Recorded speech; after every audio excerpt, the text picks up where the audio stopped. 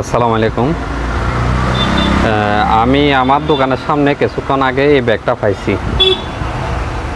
এই ব্যাগটা আমি পাইছি। এই ব্যাগের ভিতরে কিছু দরকারি কাগজপত্র এবং একটি চেক বই আছে, আরও কিছু নগদ টাকাও আছে এখানে এই ব্যাগের ভিতরে।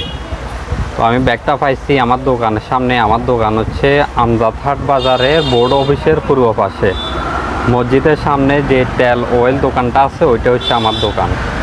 তো আমি আমার দোকানের সামনে ব্যাগটা পাইছি। ব্যাগের ভিতরে কিছুটা দরকারি কাগজপত্র আছে, আরও কিছু